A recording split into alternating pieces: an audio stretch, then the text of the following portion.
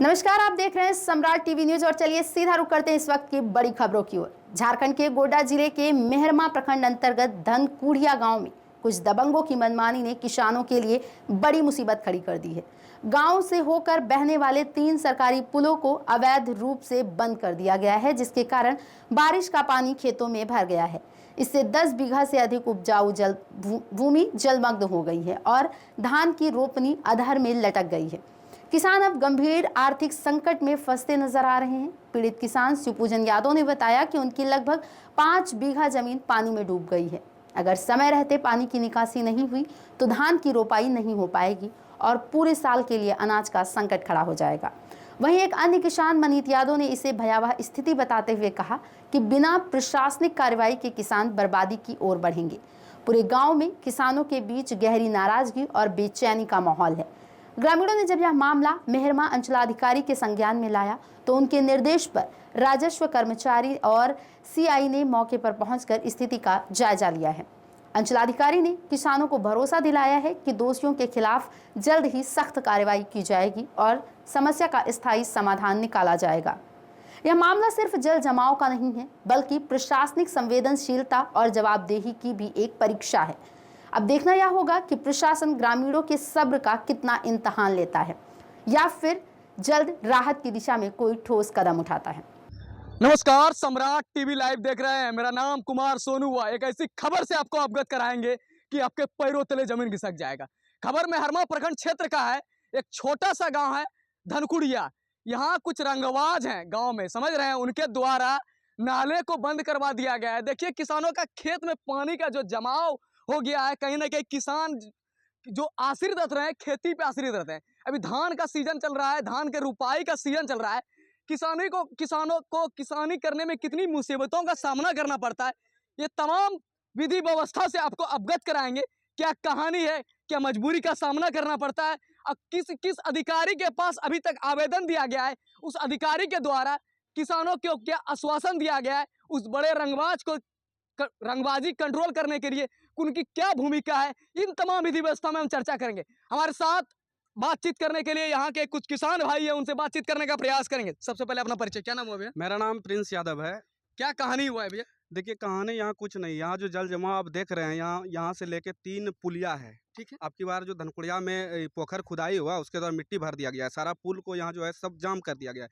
वही वजह है कि आज खेत में पानी है और अभी धान रोपनी का सीजन चल रहा है और यही वजह से अभी तक रोपाई नहीं हो पाया। और अगर ये खेत सब नहीं रोपाएगा तो हम लोग भूखे के कगार पे आ जाएंगे, एक चुटकी तक धान नहीं रहेगा। सबसे बड़ा सवाल यह भी है कि यहाँ कुछ दबंग लोग हैं। दबंग लोग जो है ना, पूरा नाली को यहाँ से लेके यहाँ 3 पुल है, तीनों पुल को बंद कर दिया गया। लेकिन प्रशासन को भी इस मामले की जानकारी दे दी गई, लेकिन प्रशासन ने आज जो सीओ साहब है, सीओ साहब ने आज कर्मचारी को भेजा था, लेकिन वो भी यहाँ से देख के गए, लेकिन अभी तक कोई कार्रवाई नहीं हुई है।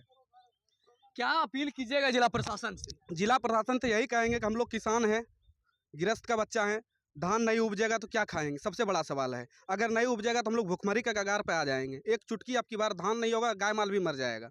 जब होगा ही नहीं तो खाएंगे कैसे? भारत को कृषि प्रधान देश बोला जाता है मालिक, इस प्रकार से समस्या का सामना करना, इसके लिए जिम्मेदार कौन है? अब जिम्मेदार तो यहाँ का ग्रामीण है।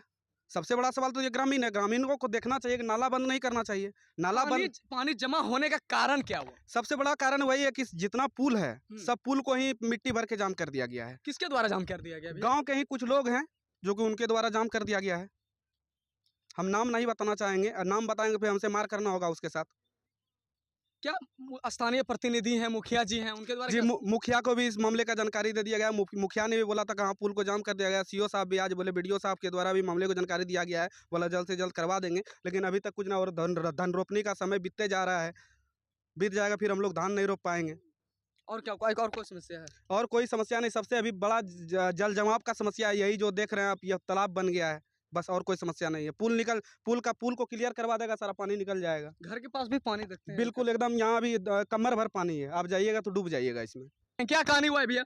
ये सर पूरा जो तीन को मतलब कथी है पुल है, जो तीनों पुल को जो है ना बंद कर दिया गया है। तो तीनों पुल बंद हो गया है, इसलिए गांव का जो है पानी का निकास अभी नहीं हो रहा है।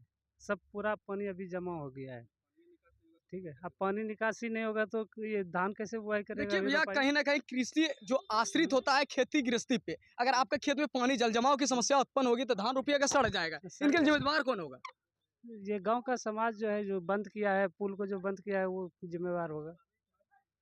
इसी के कारण से पूरा देखिए जल जमाव की समस्या है, इसमें मच्छर भी उत्पन्न होगी, बीमारी भी हो सकती है। डायरिया भी हो सकता है, सही बात है। बीमार हो सकता है, बच्चे सबको ज्यादा प्रभाव पड़ेगा तो इससे। क्या अपील कीजिएगा जिला प्रशासन से? जिला प्रशासन से अपील करते हैं कि उसको पुल को खोला जाए, पानी का साधन किया जाए उधर निकासी करने के लिए, जो कि स्वच्छ रहेगा, समाज भी स्वच्छ रहेगा। कितने घर इसमें प्रभावित ये हैं 100-150 घर प्रभावित है। हैं? 100-150 घर। भैया? 100-150 घर प्रभावित तब है। पूरा किसके द्वारा ये पुल बंद कर दिया गया है भैया? ये तो जैसे मतलब मिट्टी खुदाई हुआ था तो सब अपना गांव का ग्रामीण जो मिट्टी अपना खेत में जो डाला ना, कुछ दबंग लोग हैं गांव में भी, उनके द्वारा बंद कर- दबंग तो उतना नहीं है, लेकिन फिर भी वो बंद कर दिया। हम्म, मतलब मेरा जमीन है तो उसका जमीन था तो उस पर रोक नहीं लगा सकते हैं ना, वो तो प्रशासन ही रोक लगा सकते हैं, हम लोग तो रोक नहीं सकते हैं, क्योंकि उसका जमीन है तो वो भर दिया, लेकिन पुल को भी भर दिया ना पूरा, इसलिए मतलब पूरा गांव को नुकसान हो रहा है। चलिए, बहुत बहुत धन्यवाद। ये तस्वीर आप लोगों को बीच हम जीता जागता उदाहरण अब बाढ़ प्रभावित क्षेत्र देखते होंगे बिहार में। बिहार के बाद अगर कोई झारखंड में बाढ़ प्रभावित क्षेत्र है, उनका उदाहरण अगर दे तो ये गांव है, ये छोटे से कस्बे हैं, इनका उदाहरण अगर इतिहास के पन्ने में इनका भी नाम दर्ज होने वाला है। तो समय रहते ही इनका सुधार ना हुआ तो यहाँ के लोग बड़े बड़े बीमारी से ग्रसित हो सकते हैं।